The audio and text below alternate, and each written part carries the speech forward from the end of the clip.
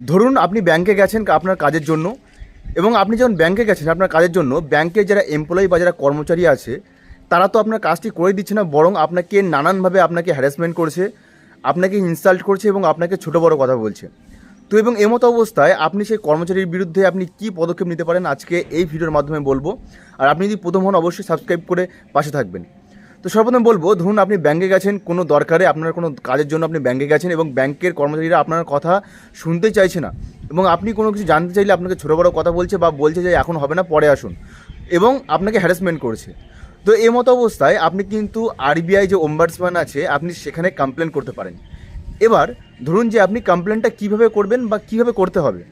এবার ধরুন এই কমপ্লেনটা তিনভাবে করা যায়। একটা অনলাইনের মাধ্যমে, মানে একটা পোর্টালের মধ্যে ঢুকে, আর 2 নম্বর হচ্ছে যে ইমেল আইডির মাধ্যমে, মানে ইমেল করে, এবং 3 নম্বর হচ্ছে ফিজিক্যালিভাবে। এবার আপনার ক্ষেত্রে যেটা সবথেকে বেশি সুবিধা হবে সেটা হলো ইমেল আইডিতে, মানে মেল করে একটা কমপ্লেন জানানো।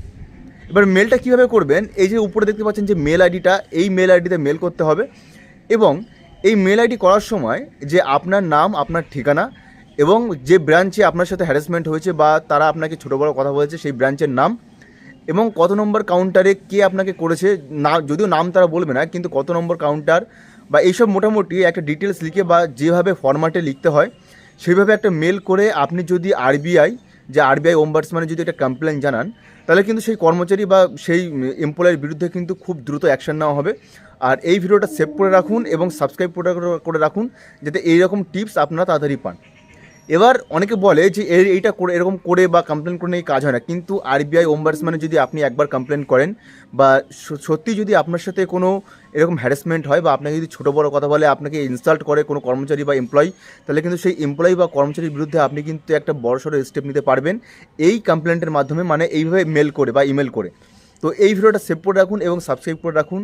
যদি কেউ পুনরায় আপনার সাথে এরকম বাজে ব্যবহার করে, কোনো এমপ্লয়ি বা কোনো ব্যাংকের কর্মচারী বা যেই হোক না কেন ব্যাংকের, তাহলে কিন্তু আপনি, এটা আপনার লিগাল রাইট, এটা আরবিআই গাইডলাইন্স অনুযায়ী যে আরবিআই ওমবাডসম্যানে আপনি কিন্তু একটা কমপ্লেন করতে পারবেন, আর এটা কিন্তু খুব দ্রুত কাজ হয়।